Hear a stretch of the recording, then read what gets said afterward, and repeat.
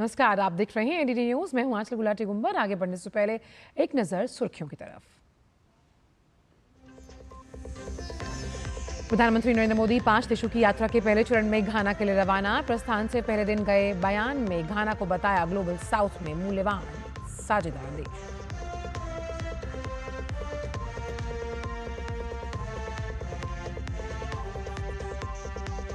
भारत में अचानक होने वाली मौतों और कोविड-19 वैक्सीनेशन के बीच कोई प्रत्यक्ष संबंध नहीं। आईसीएमआर और एम्स जैसी संस्थाओं की स्टडी रिपोर्ट के आधार पर केंद्रीय स्वास्थ्य मंत्रालय का बयान।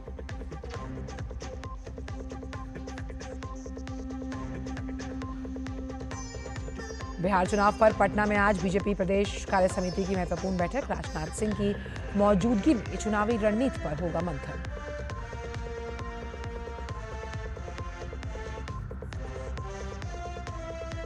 श्री अमरनाथ तीर्थ यात्रियों के पहले जत्थे के स्वागत का बेसब्री से इंतजार कर रहा है पहलगाम। उधमपुर और रामबन में श्रद्धालुओं को पहनाई गई फूलों की माला।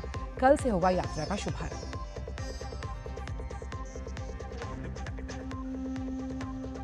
क्वाड की बैठक में पहलगाम आतंकी हमले की निंदा। आतंकवाद और उसके प्रायोजकों को न्याय के कटघरे में लाने का आह्वान।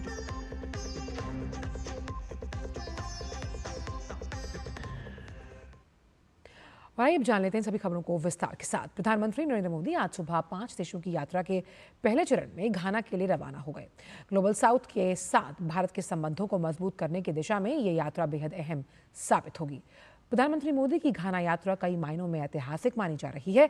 बीते 30 सालों में ये किसी भी भारतीय प्रधानमंत्री की पहली घाना यात्रा है। इस यात्रा के दौरान दोनों देशों के बीच व्यापार, निवेश और परस्पर विकास जैसे मुद्दों पर अहम चर्चा संभव है।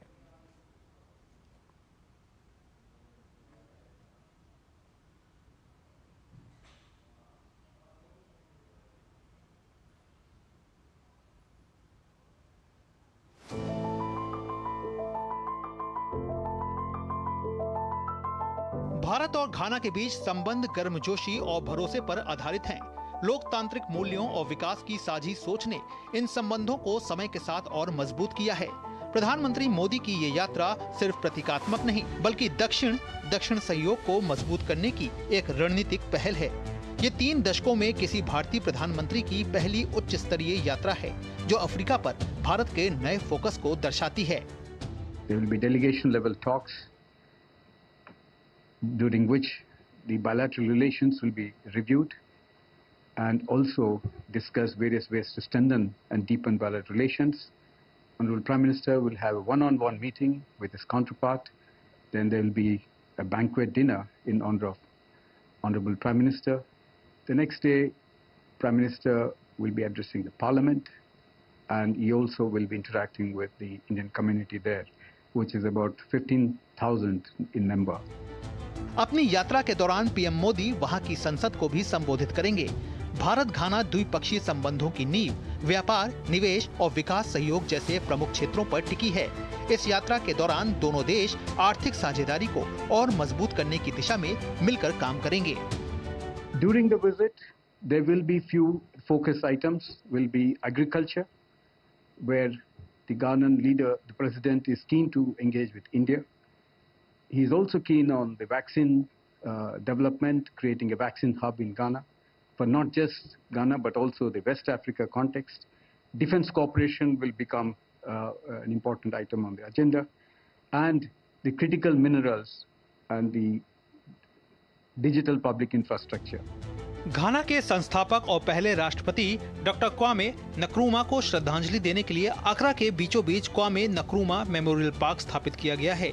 इस ऐतिहासिक भूमि से ही घाना ने अपनी स्वतंत्रता की घोषणा की थी। पार्क में स्थित इतालवी संगमरमर से निर्मित स्मारक घाना की स्वतंत्रता की यात्रा और इसकी स्थायी विरासत का एक शक्तिशाली प्रतीक है। India has been a very powerful ally to the country for many years since independence. It has given us, it has contributed immensely in terms of technology, in terms of architecture, in terms of a lot of other things. We already, in fact, the very idea that we have our presidency, in other words, where the official office of our president has been designed and built by India, that shows the extent of the connections that we have between the two people. प्रधानमंत्री मोदी की ये यात्रा रणनीतिक क्षेत्रों में सहयोग को नई ऊंचाई देने के साथ साथ ग्लोबल साउथ के लिए भारत की प्रतिबद्धता को फिर से रेखांकित करेगी। स्वास्थ्य, डिजिटल नवाचार, कृषि और रक्षा जैसे क्षेत्रों में साझेदारी का रोड मैप व्यापक और भविष्योन्मुखी है। प्रधानमंत्री नरेंद्र मोदी का घाना में यात्रा अफ्रीका में भारत की रणनीतिक पहुंच के लिहाज से बेहद अहम है। ये दौरा अर्थव्यवस्था, ऊर्जा, रक्षा और उसके साथ विकास सहयोग जैसे प्रमुख क्षेत्रों में द्विपक्षीय संबंधों को नई गति देने में अहम भूमिका निभा सकता है। कैमरा पर्सन राकेश के साथ मैं तापस भट्टाचार्य, दूरदर्शन समाचार, आक्रा, घाना। और प्रधानमंत्री की यात्रा से पहले घाना में भारत के उच्चायुक्त मनीष गुप्ता ने भारत घाना संबंधों की मजबूती पर रोशनी डाली। उन्होंने बताया कि घाना भारतीय निवेशकों के लिए एक प्रमुख गंतव्य बना हुआ है, जहां पिछले 2 दशकों में लगभग 900 भारतीय परियोजनाएं स्थापित की गई। दोनों देशों के बीच व्यापार $3 अरब के आंकड़े को पार कर चुका, जिससे भारत घाना का एक प्रमुख व्यापारिक साझेदार बन गया। देखिए, कमिश्नर घाना में मनीष गुप्ता इस वक्त मेरे साथ मौजूद है। सर, कितना महत्वपूर्ण है भारत घाना के लिए प्रधानमंत्री का ये जो दौरा है? हमें बड़ी खुशी है और बड़ा गर्व भी है कि माननीय प्रधानमंत्री जी का दौरे का यह पहला स्टेप घाना में है। और ये भी एक बड़ी महत्वपूर्ण बात है कि 3 दशक में माननीय प्रधानमंत्री जी का यहाँ पे पहला दौरा हो रहा है। तो यह भारत और घाना के द्विपक्षीय संबंधों को एक बड़ा नया आयाम देगा। घाना एक बहुत अहम भूमिका निभा रहा है, भारत को उनसे फायदा बहुत मिल सकता है। एक चीज़ भारत घाना के बारे में बड़ा महत्वपूर्ण है कि हम दोनों की जो इकोनॉमीज़ हैं वो बड़ी कॉम्प्लीमेंट्री हैं एक दूसरे की। यहाँ आपने देखा होगा कि जो नेचुरल रिसोर्सेज हैं, माइनिंग रिसोर्सेज हैं, घाना उनसे बड़ा समृद्ध है। ये सोने का सबसे बड़ा उत्पादक भी है, लिथियम का 2nd लार्जेस्ट प्रोड्यूसर भी बनने जा रहा है इस रीजन में। तो और दूसरी तरफ भारत की जो कैपेसिटीज़ है, हमारी एग्रीकल्चर है, हमारा मैन्युफैक्चरिंग है, हमारी आईटी है, हमारा स्पेस सेक्टर है, इन सब की घाना को बहुत ही ज़रूरत है। और साथ ही साथ क्या है कि हमारा इनके साथ बहुत ही गहरा रिश्ता भी है। तो इस कंट्री में जब आप जाएंगे तो आप महसूस करेंगे कि आप यहाँ पे एक विदेशी नहीं हैं। आपने सही कहा, क्योंकि प्रधानमंत्री का नाम यहाँ पे बहुत सारे लोग बहुत खुशी से ले रहे हैं, बहुत ज़्यादा लोग जानते हैं, मन की बात तक लोग जानते हैं यहाँ पे, तो वो तो दिखता है। मैं ये जानना जरूर चाहूँगा सर कि आपने कहा कि दोनों आदान प्रदान कर सकते हैं, आपको लगता है ये ग्लोबल साउथ, मतलब ये जो साउथ साउथ कॉर्पोरेशन हम लोग बात करते हैं, उसका सबसे बड़ा एग्जाम्पल इससे ज़्यादा नहीं हो सकता, क्योंकि वहाँ पे क्रिटिकल मिनरल्स हैं यहाँ पे। तो और भारतीय जनता पार्टी की इस वक्त प्रेस कॉन्फ्रेंस हो रही है, आइए आपको सीधे लिए चलते हैं। काफ़ी साल से उस ऑर्गेनाइजेशन के बारे में लोग कहते थे कि वो बहुत डेंजरस ऑर्गेनाइजेशन है, एंटी नेशनल ऑर्गेनाइजेशन है।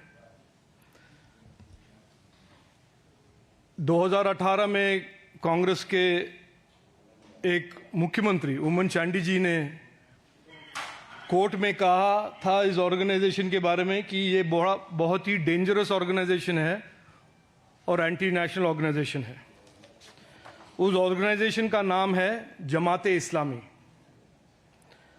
और इस जमात इस्लामी के कोर आइडियोलॉजिकल इंटरेस्ट हैं एंटी सेक्युलरिज्म, ये इनका भाषा है, ये मैं नहीं कह रहा हूं, वो सेक्युलरिज्म के अगेंस्ट हैं, डेमोक्रेसी के अगेंस्ट हैं, ये उनके ही कहे हुए वर्ड्स में आपको सुना रहा हूं, और ये इस्लामिक गवर्नेंस में मानते हैं।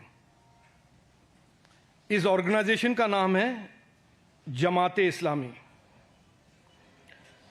बहुत सालों तक देश के मेन स्ट्रीम राजनीति में और पॉलिटिक्स से बाहर रखा गया था, क्योंकि जैसे मैंने कहा कांग्रेस के लोग भी इसको एक डेंजरस ऑर्गेनाइजेशन मानते थे। लेकिन पहली बार राहुल गांधी के पुराने कॉन्स्टिट्यूएंसी और प्रियंका गांधी के आज की कॉन्स्टिट्यूएंसी वायनाड में जो निलंबूर बाय इलेक्शन हुआ, उसमें पहली बार कांग्रेस ने खुल के फॉर्मली जमाते इस्लामी के सपोर्ट उन्होंने लिया, प्रचार हुआ और वहां पर वो इलेक्शन जीते।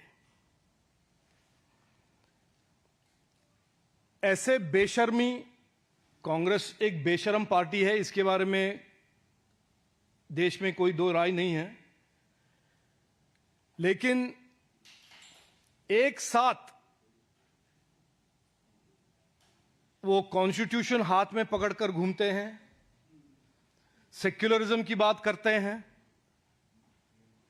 देश के कॉन्स्टिट्यूशन और देश के कॉन्स्टिट्यूशन अंडर थ्रेट कहते हैं, बीजेपी को कम्युनल पार्टी का एक प्रोपेगेंडा चलाते हैं। लेकिन सच यह है कि जो प्रोस्क्राइब्ड एंटी नेशनल पार्टीज हैं, proscribed anti democracy, anti constitution parties हैं, उनके साथ ये जो अपॉर्चुनिस्टिक पॉलिटिक्स इस देश में कांग्रेस पार्टी और इंडी अलायंस ही करते हैं। हाल ही में खरगे साहब ने कहा कि आप ये 50th एनिवर्सरी इमरजेंसी के क्यों मना रहे हैं, लोग भूल गए हैं। लेकिन ये एक बहुत महत्वपूर्ण सबूत भी है और कारण भी है कि आज भी कांग्रेस पार्टी उनके डेस्परेट राजनीति, किसी तरह से जीतने की राजनीति के लिए Indian constitution, Indian secular values, Indian democracy के साथ खिलवाड़ करता है। तो लोग इमरजेंसी के बारे में न भूलें और आज जो हो रहा है, कांग्रेस और इंडी अलायंस जो कर रहा है, उसको याद दिलाने के लिए ही भाजपा इमरजेंसी के बारे में और ऐसे जो एंटी नेशनल एलिमेंट्स के साथ राजनीति कर रहे हैं और जमाते इस्लामी जैसे जो संगठन को मेनस्ट्रीम पॉलिटिक्स में लाने की कोशिश कांग्रेस कर रहा है, इसका खुलासा हम कर रहे हैं।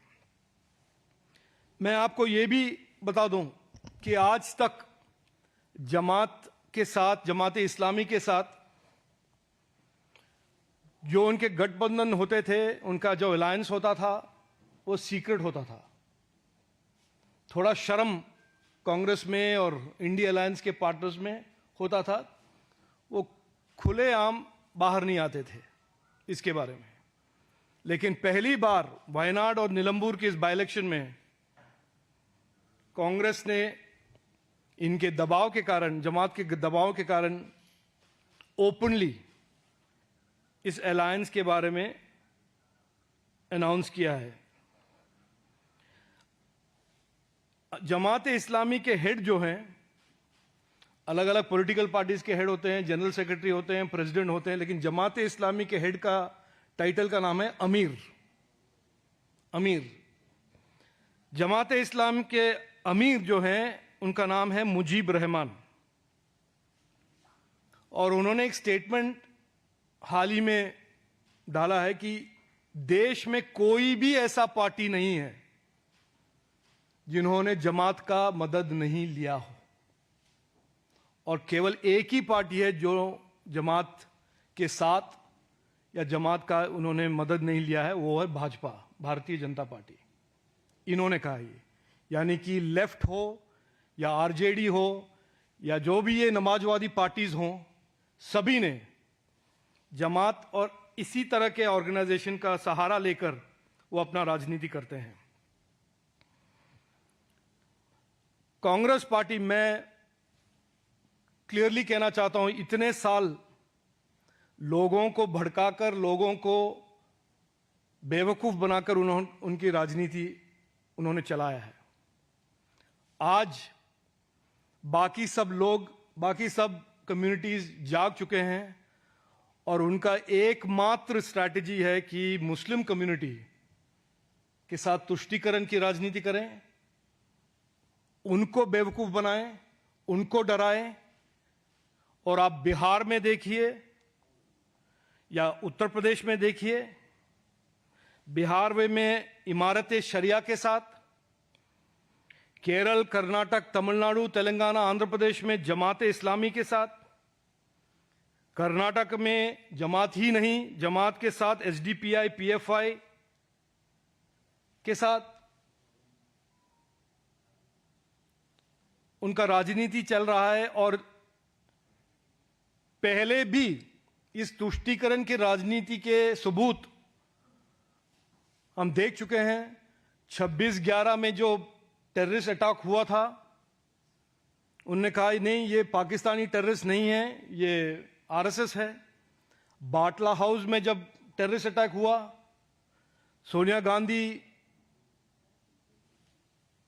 एक खटाखट से डिफेंड करने के लिए और जस्टिफाई करने के लिए निकली।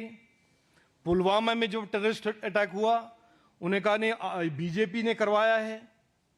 पहलगाम में जब टेररिस्ट अटैक हुआ, रॉबर्ट वाड्रा ने कहा कि ये इसका जस्टिफिकेशन 370 का रिपील। तो हर बार कांग्रेस की भाषा जो है, मैं आपको एक और उदाहरण देता हूं। जब हमास के लीडर्स हमारे केरल में बच्चों को रेडिकलाइज करने के लिए उन्होंने एक वीडियो कॉन्फ्रेंस में एक प्रोग्राम किया, और जब हमने भाजपा ने उसको अपोज करने की कोशिश की, तो कांग्रेस के एक एमपी राजमोहन उनिता ने कहा कि टेररिस्ट आर फ्रीडम फाइटर्स। और यही भाषा सालों से पाकिस्तान ने पाकिस्तानी टेररिज्म को जस्टिफाई करने के लिए यूज किया है।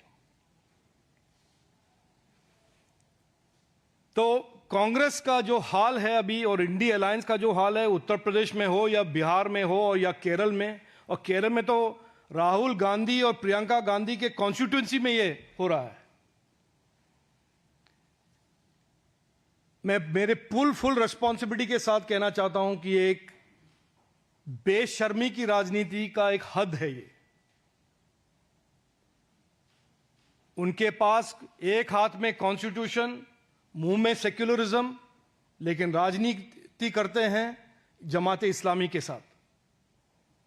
यह है सच, सच्चाई यह है। और लोग जानना इस बहुत जरूरी है कि कांग्रेस की सच्ची राजनीति क्या है। इस बेशर्म राजनीति के पीछे उनके तुष्टीकरण और उनका डेस्परेशन है, क्योंकि विकास के बारे में या किसी और लोगों के मुद्दों के बारे में उनके पास कुछ कहने के लिए नहीं है। आप देख रहे हैं कि कर्नाटक में क्या हालत कर दिया है उन्होंने, तेलंगाना में क्या हालत कर दिया है इकोनॉमी का, और हिमाचल प्रदेश में क्या कर दिया है इकोनॉमी का। विकास के बारे में उनके पास कुछ नहीं है कहने के लिए, गवर्नेंस के बारे में कुछ नहीं है कहने के लिए, बस करप्शन और अपीजमेंट। बस यही कहना था, आपके सामने मैंने रखा, और कोई प्रश्न हो तो मैं लूंगा। Thank you. जय हिंद। हाँ जी।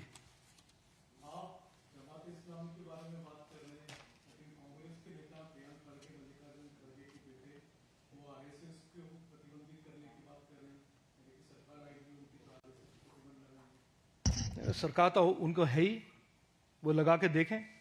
ये देखो, ये देखिए, ये बहुत स्पष्ट है कि कांग्रेस पार्टी का रिमोट कंट्रोल कहां पर है। ये लोग, इसमें कोई डाउट नहीं होना चाहिए। मैंने कहा निलंबुर और वायनाड के इलेक्शन के बारे में बाद कि ये कोई कांग्रेस की जीत नहीं था, ये जमात इस्लामी का जीत था।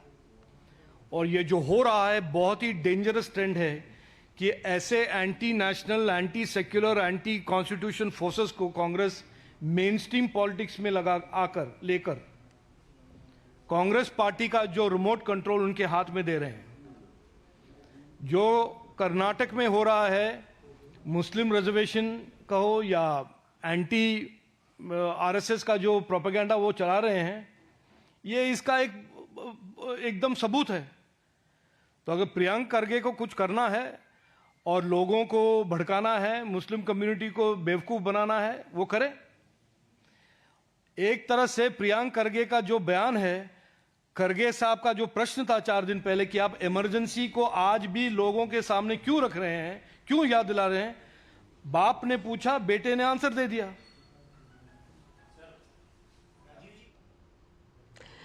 तो निशाने पर कांग्रेस पार्टी को लेते हुए आप देख रहे थे बीजेपी से प्रेस कॉन्फ्रेंस, जिसे केरल के बीजेपी अध्यक्ष जो है वो संबोधित कर रहे थे, राजीव चंद्रशेखर।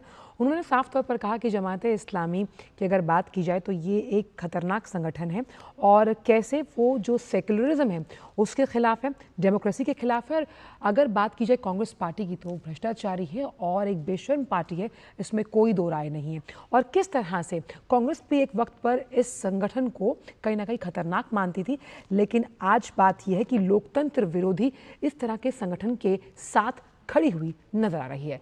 वक्त छोटे से ब्रेक का है, ब्रेक के उस पार भी खबरों का सिलसिला रहेगा जारी।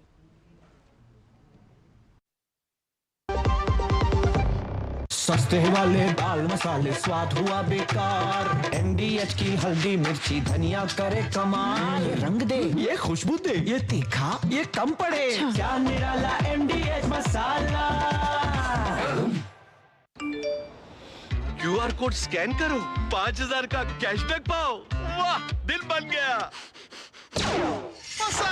UPI पिन एंटरिंग सिर्फ पैसे भेजने के लिए है। RBI कहता है जानकार बनिए, सतर्क रहिए। ब्रेक के बाद सभी का स्वागत। भारत और घाना के बीच विकास सहयोग पर आधारित मजबूत और गतिशील साझेदारी है। शिक्षा से लेकर बुनियादी ढांचे तक भारत ने घाना को सहायता दी। निवेश, छात्रवृत्ति और स्वास्थ्य सेवाओं के जरिए द्विपक्षीय संबंध लगातार मजबूत हो रहे हैं। देखते हैं हमारे संवाददाता तापस भट्टाचार्य की ये रिपोर्ट।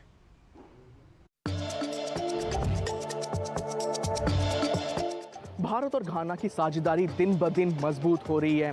यह रिश्ता विकास सहयोग और साझा तरक्की की मजबूत बुनियाद पर खड़ा है। भारत ने लगभग 450 मिलियन अमेरिकी डॉलर की सहायता रियायती ऋण और अनुदानों के जरिए घाना को दी है, जिसमें कई अहम बुनियादी ढांचे और क्षमता विकास परियोजनाएं शामिल हैं। 2016 में भारत ने कोफी अन्नान ICT सेंटर को आधुनिक करने के लिए $10 लाख की सहायता दी और 2017 में जुबली हाउस प्रेसिडेंशियल कॉम्प्लेक्स को पूर्ण विकास के लिए $10 लाख का अनुदान दिया। क्षमता निर्माण दोनों ही देशों के रिश्तों का एक मजबूत स्तंभ बना हुआ है। भारत की कई स्कॉलरशिप योजनाएं के तहत सैकड़ों घानाई छात्र भारत में उच्च शिक्षा और प्रशिक्षण का लाभ उठा चुके हैं। पैन अफ्रीकन ई विद्या भारती और ई आरोग्य भारती योजना के तहत भारत ने कुमासी स्थित comma Nkrumah university of science and technology में एक आधुनिक लर्निंग सेंटर की स्थापना की है, जहां से टेली एजुकेशन और टेली मेडिसिन की सुविधाएं मिल रही है। घाना 2020 में इस परियोजना को लागू करने वाला पहला देश बना और अब तक 1600 से ज़्यादा स्कॉलरशिप दी जा चुकी है। कोविड महामारी के दौरान भी भारत ने घाना का साथ दिया और इसके तहत 16 लाख से अधिक वैक्सीन का डोज उपलब्ध कराया। व्यापार के मोर्चे पे भारत घाना एक प्रमुख साझेदार है और इसके सबसे बड़ा सोना खरीदने वाला देश भी है। इसके अलावा भारत घाना कोको, काजू, लकड़ी जैसे निर्मात में दोनों देश शामिल हैं। 1994 से अब तक भारतीय कंपनियों ने घाना में 820 परियोजना में करीब $2 अरब का निवेश किया है, जिससे भारत घाना के शीर्ष निवेशकों में से एक बन चुका है। इंफ्रास्ट्रक्चर से लेके एजुकेशन, फार्मा से लेके एग्री बिजनेस तक भारत की मौजूदगी घाना में सच्चे दक्षिण सहयोग का एक बहुत अच्छा मिसाल है। भारत और घाना प्रगति में एक दूसरे के भागीदार है और दोनों देश मिलकर एक साझा भविष्य का निर्माण कर रहे हैं। कैमरामैन राकेश और मोर मुकुट शर्मा और इंजीनियर सौरभ के साथ मैं तापस भट्टाचार्य, दूरदर्शन समाचार, घाना। और घाना में भारतीय प्रवासी प्रधानमंत्री नरेंद्र मोदी के ऐतिहासिक दौरे को लेकर बेहद उत्साहित हैं। भारतीय समुदाय ने भव्य स्वागत की पूरी तैयारी कर ली है। देखिए रिपोर्ट। प्रधानमंत्री नरेंद्र मोदी 5 देशों की यात्रा पर निकलेंगे और पहला स्टॉप है घाना में। लोगों से बात करते हैं, वो क्या मानते हैं प्रधानमंत्री का ये जो दौरा है वो कितना इम्पोर्टेंट है और लोगों में कितना उत्साह है। मोदी जी आ रहे हैं, हमारे देश के प्रधानमंत्री है वो, और हम लोग बहुत एक्साइटेड है। वो घाना में आ रहे हैं हमसे और उनसे मिलने के लिए हम जो बहुत ज़्यादा एक्साइटेड है, बहुत खुशी हो रही है। घाना में रहने वाले सभी भारतीयों के लिए ये एक गर्व का क्षण है कि प्रधानमंत्री मोदी जी यहाँ पे आ रहे हैं और हम सब बहुत ही उनके उत्साह से उनके लिए हम सज्जे हैं, उनकी स्वागत के लिए। एक्साइटमेंट आप लोगों में बहुत है कि लग रहा है कि हमारे देश का कोई आप लोग ले आ रहे हैं ना, प्रधानमंत्री खुद आ रहे हैं।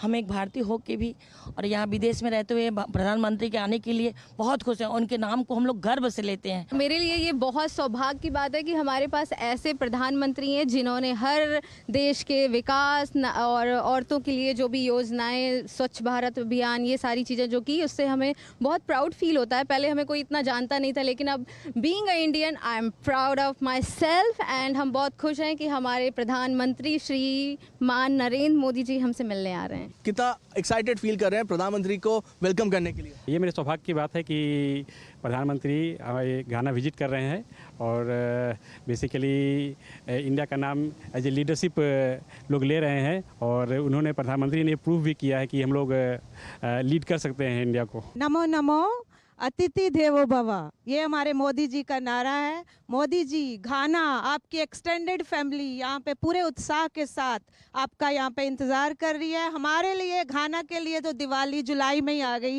मोदी जी का आने की खुशी इतनी है कि मैं इसको बयान नहीं कर सकता हूँ। रियली मैं बस हमारे यहाँ जो लोग यहाँ पे इंडिजिनस लोग हैं, वो लोग अक्सर कहते थे कि अगर मोदी जी ऐसा नेता हमको 6 महीने के मिल जाए तो ये पूरे देश की रुख ही बदल जाएगा। अरे मोदी जी प्रधानमंत्री, सांसद हमारे बनारस का, हमारे बनारस को स्वच्छ बनारस बनाया है और फ्रीडम औरतों के लिए बहुत कुछ किया है उन्होंने, जो हम ना कोई प्रधानमंत्री आज तक किया था, न करेगा, न कभी कर सकता है। और जो हमारे मोदी जी ने किया है हम औरतों के लिए, हम महिलाओं के लिए, इंडिया के लिए, जो इंडिया का नाम किया है हर जगह और जो जिस लेवल पे हमको ला के रखा है, there is no word to express it.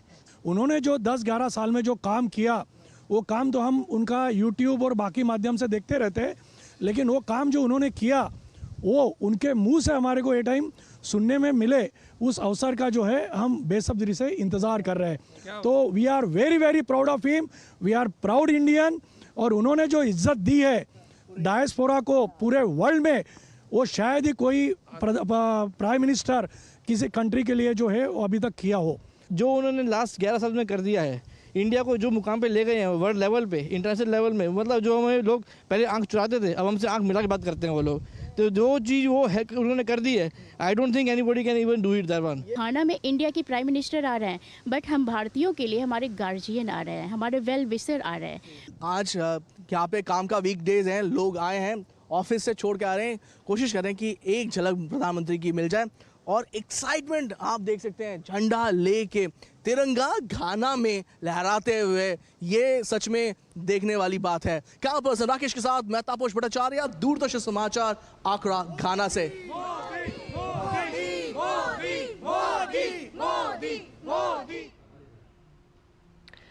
प्रधानमंत्री की यात्रा से पहले घाना में भारत के उच्चायुक्त मनीष गुप्ता ने भारत घाना संबंधों की मजबूती पर प्रकाश डाला। उन्होंने बताया कि घाना भारतीय निवेशकों के लिए एक प्रमुख गंतव्य बना हुआ है, जहां पिछले 2 दशकों में लगभग 900 भारतीय परियोजनाएं स्थापित की गई। दोनों देशों के बीच व्यापार $3 अरब के आंकड़े को पार कर चुका, जिससे भारत घाना का एक प्रमुख व्यापारिक साझेदार बन गया। आइए सुनते हैं। हाई कमिश्नर घाना में मनीष गुप्ता इस वक्त मेरे साथ मौजूद है। सर, कितना महत्वपूर्ण है भारत घाना के लिए प्रधानमंत्री का ये जो दौरा है? हमें बड़ी खुशी है और बड़ा गर्व भी है कि माननीय प्रधानमंत्री जी का दौरे का यह पहला स्टेप घाना में है। और यह भी एक बड़ी महत्वपूर्ण बात है कि 3 दशक में माननीय प्रधानमंत्री जी का यहाँ पे पहला दौरा हो रहा है। तो यह भारत और घाना के द्विपक्षीय संबंधों को एक बड़ा नया आयाम देगा। घाना एक बहुत अहम भूमिका निभा रहा है, भारत को उनसे फ़ायदा बहुत मिल सकता है। एक चीज़ भारत घाना के बारे में बड़ा महत्वपूर्ण है कि हम दोनों की जो इकोनॉमीज़ हैं वो बड़ी कॉम्प्लीमेंट्री हैं एक दूसरे की। यहाँ आपने देखा होगा कि जो नेचुरल रिसोर्सेज हैं, माइनिंग रिसोर्सेज हैं, घाना उनसे बड़ा समृद्ध है। ये सोने का सबसे बड़ा उत्पादक भी है, लिथियम का 2nd लार्जेस्ट प्रोड्यूसर भी बनने जा रहा है इस रीजन में। तो और दूसरी तरफ भारत की जो कैपेसिटीज़ है, हमारी एग्रीकल्चर है, हमारा मैन्युफैक्चरिंग है, हमारी आईटी है, हमारा स्पेस सेक्टर है, इन सब की घाना को बहुत ही ज़रूरत है। और साथ ही साथ क्या है कि हमारा इनके साथ बहुत ही गहरा रिश्ता भी है। तो इस कंट्री में जब आप जाएंगे तो आप महसूस करेंगे कि आप यहाँ पे एक विदेशी नहीं हैं।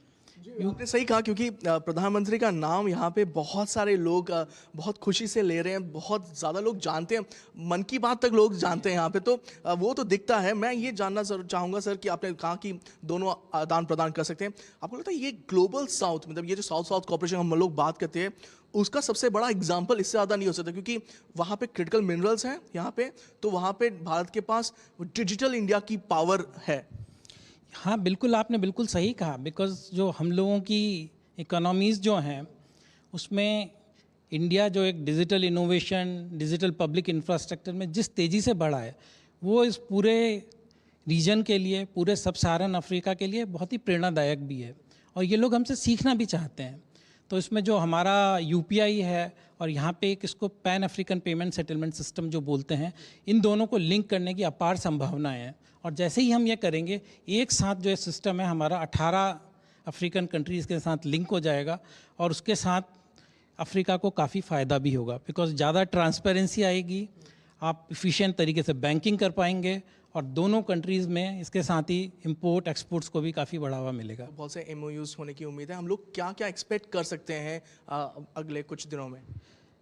देखिए, इस संदर्भ में हम लोगों में हमारे और घाना की सरकार के बीच अभी बातचीत चल रही है, तो हमें पूरी आशा है कि 3 से 4 MOU जो हैं हमारे और घाना के बीच में हम लोग इस टाइम में फाइनल कर पाएंगे। अच्छा, ये भारत के मूल के बहुत सारे लोग यहाँ पे काम कर रहे हैं, बाहर से भी यहाँ पे बहुत ज़्यादा डेवलपमेंट प्रोजेक्ट पे काम किया गया, पैसा भी दिया गया है, थोड़ा बताएं कि कितना अभी तक दिया गया है, कितना उनको फ़ायदा मिला उससे? देखिए, हमारा जो डेवलपमेंटल पार्टनरशिप है घाना के साथ बहुत ही पुराना है।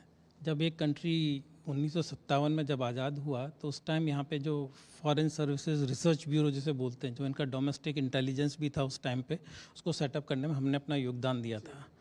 आपको आश्चर्य होगा कि जो यहाँ का जो फर्स्ट एयरफोर्स कमोडोर थे वो इंडियन थे, और वहाँ से जब आप आज तक का सफ़र देखेंगे तो हमने उसमें यहाँ पे घाना की कैपेसिटी बिल्डिंग में बहुत इन्वेस्ट किया। करीब $2 बिलियन के करीब तो इंडियन कंपनीज़ ने ही यहाँ पे इन्वेस्ट करा है। $1 बिलियन हमने गवर्नमेंट टू गवर्नमेंट कॉर्पोरेशन और डेवलपमेंट प्रोजेक्ट्स के लिए करा है। सबसे बड़ा उदाहरण आप यहाँ पे देखेंगे जुबली हाउस। जुबली हाउस बहुत बड़ा उदाहरण, आपने सही कहा। भारत ने बहुत ज़्यादा उसमें पैसा भी लगाया और उसको डिज़ाइन भी करने में मदद की। बिल्कुल, हमारी देश की एक बहुत ही बड़ी इंफ्रास्ट्रक्चर कंपनी ने इसको किया था।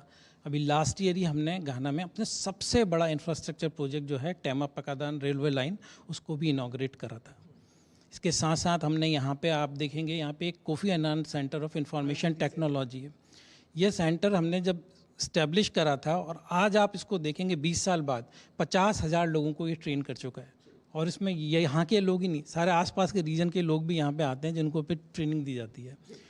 यहाँ की फॉरेन सर्विस ट्रेनिंग एकेडमी, उसको भी हम लोगों ने अभी हमारी लाइंस ऑफ क्रेडिट के थ्रू हमने उसको फाइनेंस करा था। तो ऐसे कई सारे प्रोजेक्ट्स हैं यहाँ पे जो हमारी डेवलपमेंट पार्टनरशिप को समृद्ध करते हैं, और यहीं पे ख़त्म नहीं हो जाती बात, बिकॉज जो कैपेसिटी बिल्डिंग है इंडिया का, जो ग्लोबल साउथ में सबसे बड़ा एक महत्वपूर्ण कार्य है, वो है कैपेसिटी बिल्डिंग का। तो आप देखेंगे यहाँ पे जो घाना में 4,000 से ज़्यादा लोग हमारे ITEC और ICCR स्कॉलरशिप प्रोग्राम्स के बेनिफिशरी हैं। मित्रता में ये जो प्रधानमंत्री का ये दौरा है, ये शायद मील का पत्थर साबित हो सकता है। बिल्कुल, ये बहुत ही बड़ा अहम मील का पत्थर साबित होगा, और ये दौरा भी ऐसे समय हो रहा है जब यहाँ पे घाना में भी एक नई सरकार आई है, और ऐसी सरकार जो इंडिया के साथ बहुत कुछ करना भी चाहती है। राष्ट्रपति महामा अपनी पहली टर्म में भी इंडिया गए थे, जब 3rd India Africa forum summit हुआ है, तो इंडिया के बारे में वो काफ़ी कुछ जानते भी हैं, और उनका जो एग्रीकल्चर सेक्टर है, हेल्थ और वैक्सीन सेक्टर्स है, डिफेंस है, IT पे उनका बहुत ज़्यादा फोकस है। और यहाँ पे इन्होंने अभी एक नया एजेंडा शुरू करा है, उसको बोलते हैं इकोनॉमिक रिसेट। सो बेसिकली उनका आइडिया है कि जो यहाँ का जो युवा वर्ग है, उसके लिए ज़्यादा से ज़्यादा रोज़गार के अवसर शुरू किए जाएं, और इसलिए एग्रीकल्चर पे फोकस है। और ये वो यहाँ पे हमारे इंडियन एग्रीकल्चर सेक्टर से मैकेनाइजेशन पे, ड्रोन्स वगैरह का इस्तेमाल करके यहाँ की एग्रीकल्चर को मॉडर्नाइज करना चाहते हैं। तो ये हमारे लिए भी काफ़ी अपार संभावनाएं हैं, हम एक दूसरे के कॉम्प्लीमेंट्री भी हैं इसमें, और काफ़ी कुछ हम इस क्षेत्र में कार्य कर सकते हैं। प्रधानमंत्री का ये जो दौरा है, ये भारत और घाना, इन दोनों देशों के लिए एक मील का पत्थर साबित हो सकता है। कैंपस राकेश के साथ मैं तापस भट्टाचार्य, दूरदर्शन समाचार, आकरा, घाना। और बुलेटिन में फिलहाल एक छोटा सा ब्रेक के उस पार खबरों का सफर जारी रहेगा। देखते रहिए DT न्यूज़।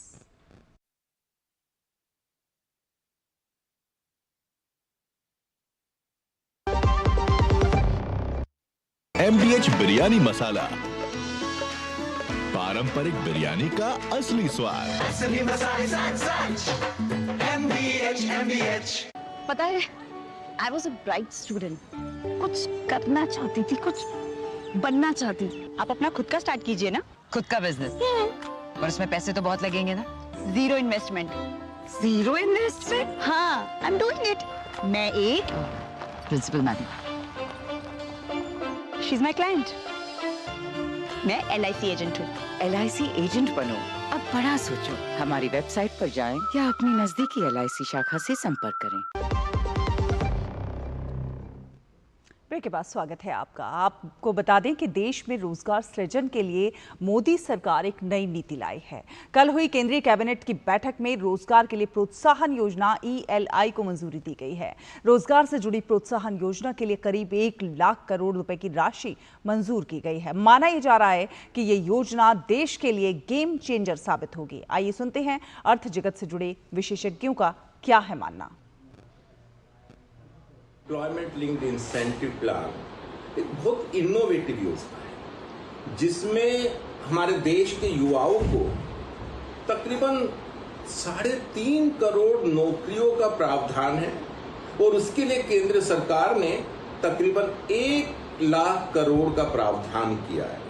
आपको ज्ञात होगा 2024-25 के बजट में इसकी घोषणा हुई थी और हमारे माननीय प्रधानमंत्री जी की जो परिकल्पना रही है कि हमें विकास का फायदा मुख्यतः 4 वर्गों को मिलना चाहिए और उसमें से युवा वर्ग हमारे सबसे आगे आते हैं।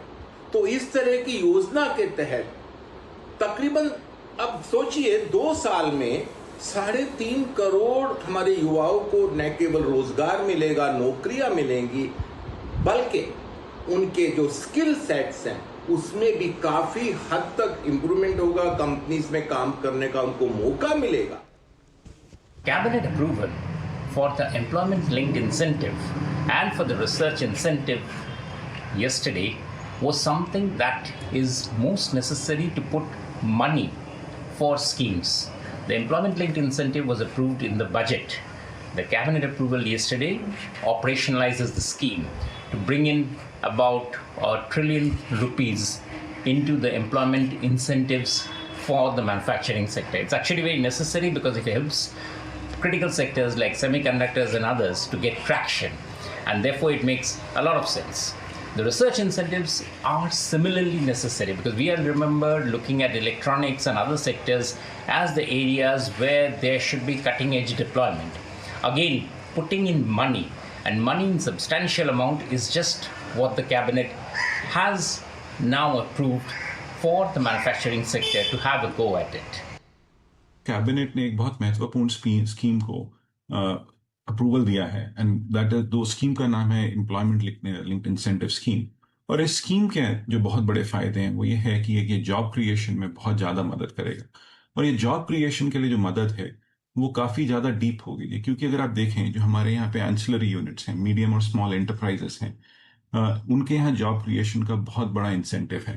पहली बात, जो आपके जो एंटरप्राइजेस हैं जिनके पास 50 लोग से कम हैं, वो 2 लोगों को कम से कम जॉब देंगे तो उनको बेनिफिट मिलेगा, और जो 50 से ऊपर हैं वो 5 जॉब्स क्रिएट करेंगे तो उनको बेनिफिट मिलेगा। इससे जो उनको इंसेंटिव है अपने आप को स्केल अप करने का, उनको इंसेंटिव है अपनी प्रोडक्टिविटी बढ़ाने का।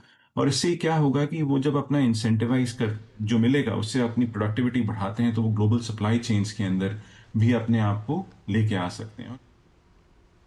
और आपको बता दें कि स्वास्थ्य मंत्रालय ने वैज्ञानिक अध्ययनों का हवाला देते हुए ये कहा है कि कोविड-19 वैक्सीन और अचानक मौतों के बीच कोई संबंध नहीं है। ICMR, NCDC और एम्स के अध्ययनों में जीवन शैली और पहले से मौजूद स्वास्थ्य स्थितियों को अचानक मौतों का प्रमुख कारण बताया गया है।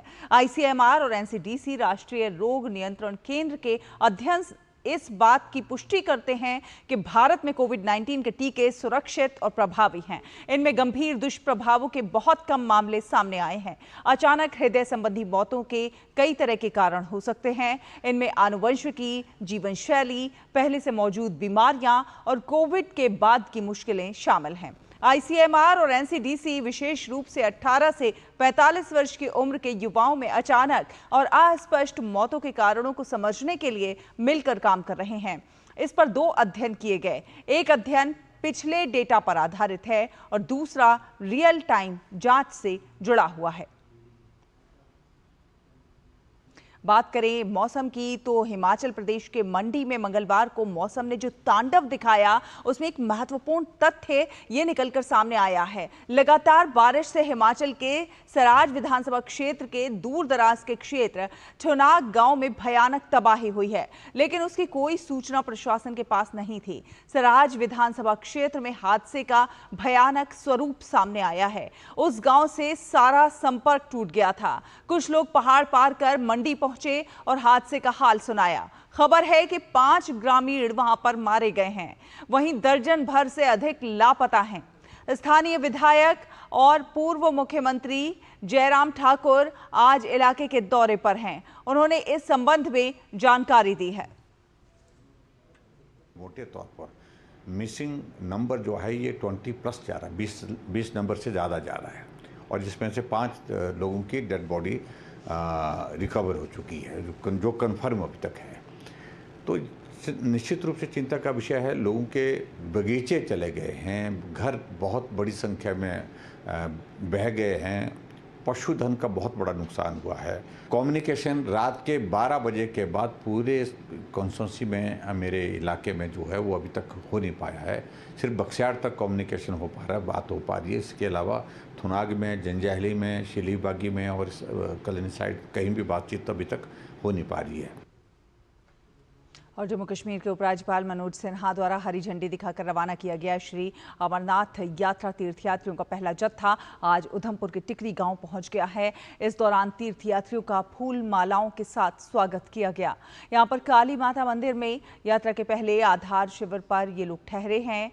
वहीं रामबन के चंद्रकोट में भी अमरनाथ यात्रा के लिए तीर्थयात्रियों का पहला जत्था आज सुबह चंद्रकोट पहुंच गया। इस दौरान पूरा माहौल हर हर महादेव और बम बम भोले के जयकारों से गूंज उठा। औपचारिक रूप से कल 3 जुलाई से इस पवित्र यात्रा का शुभारंभ होगा और यात्रा 9 अगस्त तक चलेगी। श्रद्धालु पहलगाम और बालटाल के रास्ते बाबा बर्फानी के दर्शन कर सकेंगे। यात्रा के दौरान सुरक्षा, चिकित्सा सुविधा और पंजीकरण प्रक्रिया को बेहतर बनाने के लिए कई उपाय किए गए हैं। साल भर तक श्रद्धालु इस विशेष अवसर का इंतजार करते हैं। तो वहीं पहलगाम को भी अमरनाथ यात्रा के लिए जाने वाले श्रद्धालुओं का बेसब्री से इंतजार है।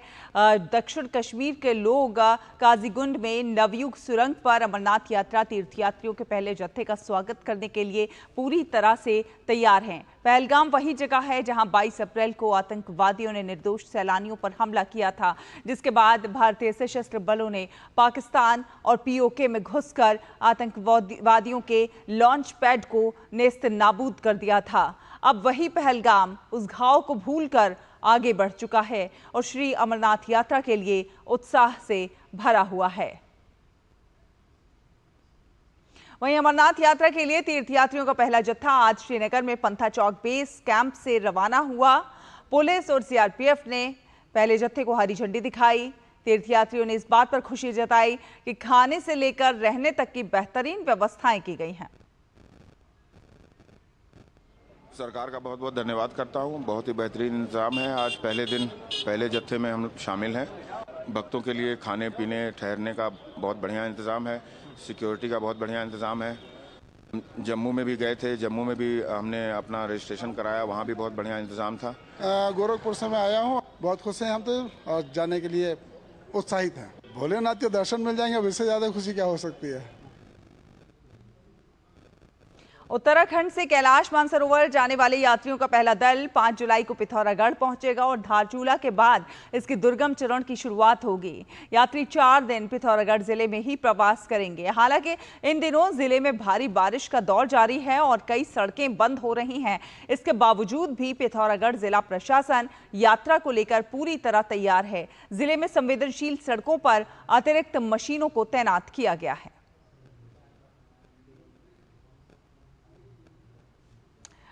और देश भर में 6 जुलाई को मुहर्रम मनाया जाएगा। इसे लेकर उत्तर प्रदेश से लेकर दिल्ली तक तैयारियां जोरों पर हैं।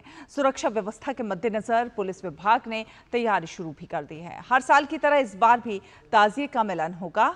मुहर्रम से पहले दक्षिण दिल्ली में अमन कमेटी की भी बैठक की गई, जिसमें ताजिया जुलूस के लिए गाइडलाइंस जारी की गई हैं। 6 जुलाई को मुहर्रम ऑब्जर्व किया जाएगा और इस सिलसिले में सभी ताजेदार के साथ मीटिंग बुलाई गई थी ताकि ये पूरा अवसर बड़े शांतिपूर्वक और अमन से निकले, किसी को परेशानी ना हो। काफ़ी भारी संख्या में उस दिन ताजिया हमारे यहाँ जोरबाग करबला में आते हैं। उस पूरे ताजिए के प्रोसेशन में कोई दुर्घटना ना घटे, बड़े ही आराम से ये पूरा ऑब्जर्वेशन प्रोसेशन निकल जाए, उसी सिलसिले में की मीटिंग बुलाई गई थी।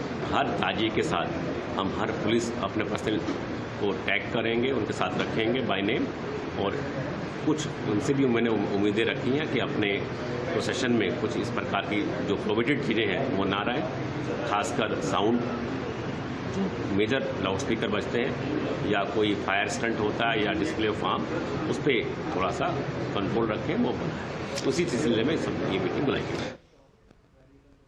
और आपको बता दें कि बीजेपी में संगठन चुनाव की प्रक्रिया तेजी से आगे बढ़ रही है और बीते 2 दिनों में हिमाचल, उत्तराखंड, तेलंगाना, आंध्र प्रदेश, अंडमान निकोबार, महाराष्ट्र, पुडुचेरी और मिजोरम के बीजेपी अध्यक्ष निर्वाचित किए गए हैं। बिहार, सिक्किम, गोवा, असम जैसे राज्यों सहित कई अन्य अहम राज्यों में भी बीजेपी पहले ही इस वर्ष अपने अध्यक्ष का चुनाव कर चुकी है। बीजेपी अब संगठन की दृष्टि से आधे से अधिक राज्यों में अपने अध्यक्ष का चुनाव संपन्न कर चुकी है। लिहाजा अब पार्टी के नए राष्ट्रीय अध्यक्ष के चयन को लेकर चर्चा तेज हो गई है। बीजेपी के मौजूदा अध्यक्ष जेपी नड्डा का कार्यकाल और विस्तार की अवधि भी पहले ही खत्म हो चुकी है। बीते 2 दिन में 8 राज्यों में प्रदेश अध्यक्ष की नियुक्ति के बाद माना जा रहा है कि बीजेपी के नए राष्ट्रीय अध्यक्ष को लेकर इंतजार अब खत्म हो सकता है। और इस साल बिहार में विधानसभा के चुनाव होने हैं। चुनावी तैयारियों को धार देने के लिए आज पटना में प्रदेश बीजेपी कार्य समिति की बैठक होने जा रही है। इस बैठक में बीजेपी के वरिष्ठ नेता राजनाथ सिंह भी मौजूद होंगे। बैठक की अध्यक्षता भाजपा प्रदेश अध्यक्ष डॉक्टर दिलीप जायसवाल करेंगे। बैठक में विधानसभा चुनाव 2025 की जीत को लेकर विजय संकल्प समेत कई प्रस्ताव पारित किए जाएंगे। साथ ही साथ चुनाव को लेकर आगे की रणनीति पर विचार विमर्श होगा। वहीं राजनाथ सिंह पार्टी पदाधिकारियों के बीच अपनी बात रखेंगे। आज की बैठक से पहले बीजेपी प्रदेश अध्यक्ष ने प्रदेश कमेटी के पदाधिकारियों से लंबा विचार विमर्श कर चुके हैं और इस दौरान बैठक की तैयारी की समीक्षा की गई और विभिन्न प्रस्तावों पर मंथन हुआ, जिन्हें कार्य समिति की बैठक में रखा जाना है। फिलहाल एक छोटा सा ब्रेक के उस पार खबरों का सफर जारी है। देखते रहिए डीडी न्यूज।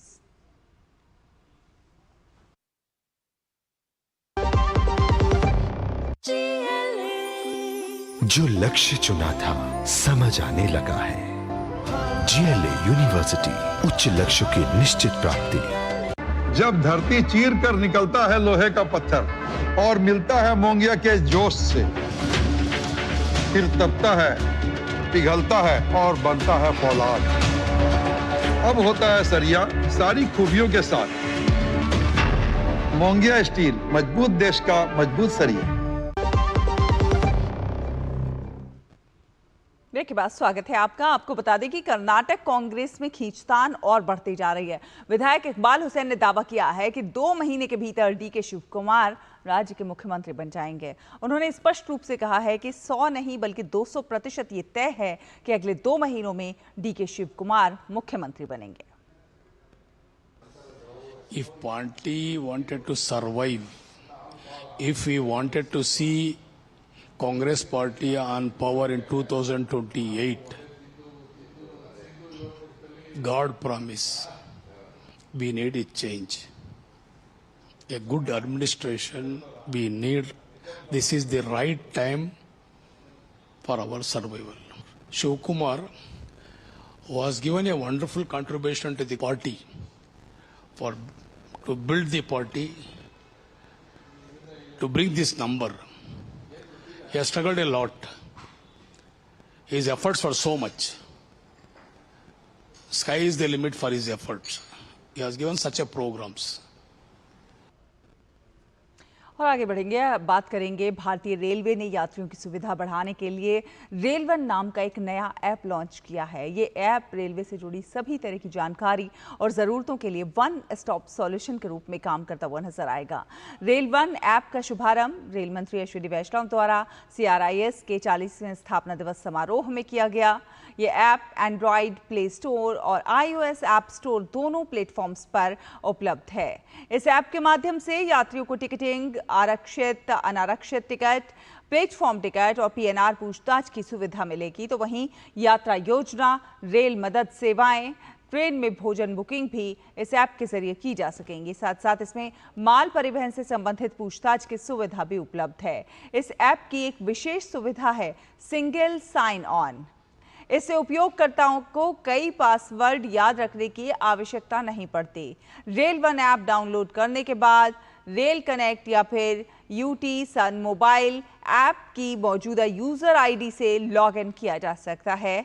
नए उपयोगकर्ताओं के लिए कम से कम जानकारी देकर पंजीकरण की व्यवस्था है, जिससे रजिस्ट्रेशन प्रक्रिया को आसान और तेज बनाया जाए। केवल पूछताछ करने वाले उपयोगकर्ता गेस्ट लॉगिन के जरिए मोबाइल नंबर और OTP से भी लॉगिन कर सकते हैं। मिडिल क्लास के परिवार हमारी देश की रीढ़ की हड्डी है। उनके लिए कैसी हम फैसिलिटीज़ कर सकें, किस तरह से सुविधाएं बढ़ा सकें, कैसे अफोर्डेबल ज़्यादा से ज़्यादा सर्विसेज प्रोवाइड कर सकें, वो हमारा एक बहुत बड़ा उद्देश्य होना चाहिए। रेल वन ऐप का आरंभ होना उसी भावना के तहत है। कैसे लोगों को टिकट की खिड़की पे चक्कर ना काटना पड़े, वहाँ लंबी लंबी लाइनों में खड़ा ना रहना पड़े। और आज डिजिटल इंडिया का एक बहुत बड़ा प्रभाव है देश में। 10 वर्षों में डिजिटल इंडिया ने हर जन जन के जीवन में परिवर्तन लाए हैं। रिजर्व टिकट आज भी IRCTC पहले की तरह करता रहेगा। IRCTC और क्रिस दोनों साथी हैं। क्रिस अनरिजर्व टिकट करेगा, जो कि आज तक खिड़की से होता था। और 22 अप्रैल को पहलगाम में हुए आतंकवादी हमले की निंदा पुरजोर तरीके से वैश्विक मंच पर हो रही है। ताज़ा घटनाक्रम में क्वाड विदेश मंत्रियों ने भी एक सुर में पहलगाम आतंकी हमले की निंदा की है। वॉशिंगटन में संपन्न हुई इस बैठक के बाद जारी साझा बयान में सभी ने इस हमले के दोषियों, प्रायोजकों और वित्त पोषकों को कटघरे में लाने का आह्वान किया। अपने साझा बयान में उन्होंने कहा कि क्वाड ने सीमा पार आतंकवाद सहित सभी प्रकार के आतंकवाद और हिंसक उग्रवाद की स्पष्ट रूप से निंदा की है और आतंकवाद विरोधी सहयोग के लिए अपनी प्रतिबद्धता को फिर से दोहराया है। क्वाड के साझा बयान में कहा गया है कि हम इस साल 22 अप्रैल को जम्मू और कश्मीर के पहलगाम में हुए आतंकवादी हमले की कड़े शब्दों में निंदा करते हैं, जिसमें 25 भारतीय नागरिकों और एक नेपाली नागरिक की जान चली गई थी, जबकि कई अन्य घायल हो गए थे। हम पीड़ितों के परिवारों के प्रति अपनी गहरी संवेदना व्यक्त करते हैं और सभी घायलों के शीघ्र पूर्ण स्वस्थ होने की हार्दिक कामना करते हैं। इसके साथ ही साझा जानकारी बयान में यह भी जानकारी दी गई है कि क्वाड क्रिटिकल मिनरल्स पहल का शुभारंभ किया गया है। वहीं हिंद प्रशांत क्षेत्र में समुद्री सुरक्षा को मजबूत करने के लिए प्रमुख पहलों की भी घोषणा की गई है। और अमेरिकी सीनेट में डोनाल्ड ट्रंप का टैक्स और खर्च से जुड़ा विधेयक बहुत कम अंतर से पास हो गया है। बिग ब्यूटीफुल बिल को 24 घंटे से अधिक समय तक चली बहस के बाद उपराष्ट्रपति JD वेंस के टाई ब्रेकिंग वोट से पारित कर दिया गया। हालांकि इस बिल निचले सदन में और कड़े विरोध का सामना इसे करना पड़ सकता है। राष्ट्रपति ट्रंप ने रिपब्लिकन पार्टी के नियंत्रण वाली कांग्रेस को हस्ताक्षर करने के लिए फाइनल बिल 4 जुलाई तक भेजने का समय सीमा दी है। राष्ट्रपति के हस्ताक्षर के साथ ही ये बिल कानून बन जाएगा। इस बिल को लेकर काफी विवाद हो रहा है क्योंकि सोशल प्रोग्राम पर खर्चों में कटौती होगी। और आपको बता दें कि भगवान जगन्नाथ की भव्य रथ यात्रा देश के साथ साथ विदेशों में भी देखी जा रही है। ब्राजील के साओ पाउलो के मुख्य मार्ग पर भगवान जगन्नाथ की रथ यात्रा में लोग शामिल हुए। साओ पाउलो का प्रतिष्ठित एवेनिडा पालिस्ता भक्ति और संस्कृति के जीवंत कैनवास में बदल गया। गंगा माता गौड़ीय मठ सालों से वार्षिक रथ यात्रा का आयोजन कर रहा है और इस रथ यात्रा में भगवान जगन्नाथ, बलभद्र और सुभद्रा के रथ शामिल हो रहे हैं। इस रथ यात्रा में जुलूस के साथ भक्ति, गायन, नृत्य और प्रसाद वितरण भी हुआ।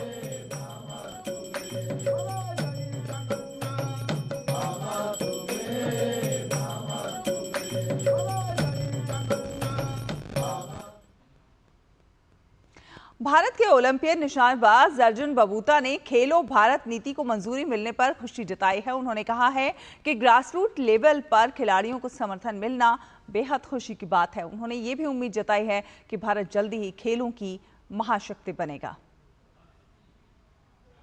नीति आई है नई खेलो भारत नीति, उसके लिए मेरे को देख के बहुत खुशी हुई। जो उसमें चीज़ें डिस्कस हुई हैं या फिर वो पॉइंट रखे गए हैं मेरे को बहुत अच्छे लगे। एंड स्पेशली कि जैसे इंडिया को एक स्पोर्ट्स डेस्टिनेशन बनाने की बात हो रही है कि और उससे फैंस भी बढ़ेंगे गेम्स को लेकर एंड उससे और ज़्यादा स्पॉन्सर्स भी आएंगे और भी मीडिया कवरेज भी मिलेगी। तो ओवरऑल जो स्पोर्ट्स एक बहुत ही अच्छी हर एक की लाइफ में होनी चाहिए चीज़, उसको एक इनकरेजमेंट मिलेगी और बढ़ावा मिलेगा जिससे लोग फिट भी रहेंगे।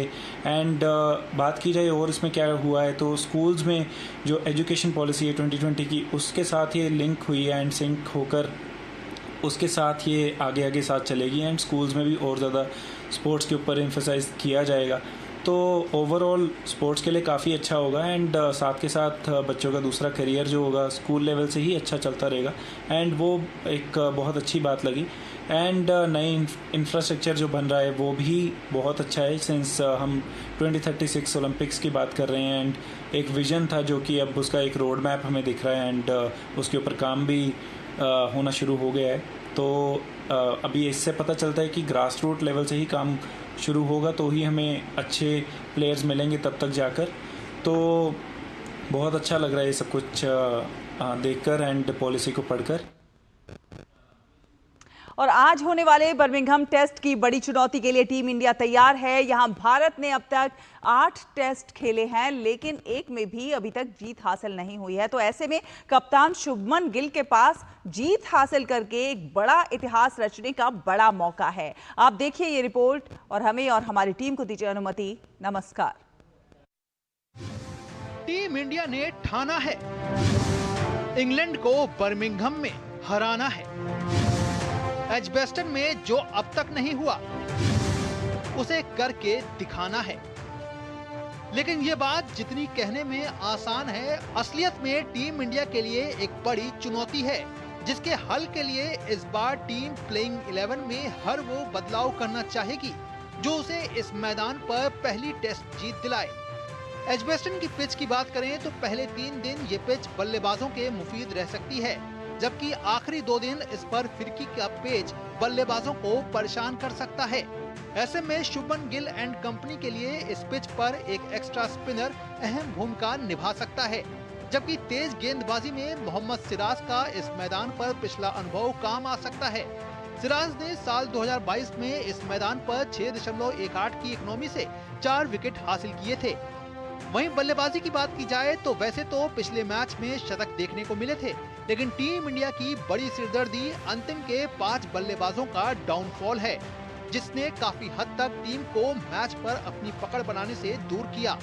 इस सब के अलावा जिस तरह से पिछले मैच में कैच छूटे उस पर भी टीम को अपनी दिक्कतों को दूर कर सामने आना होगा।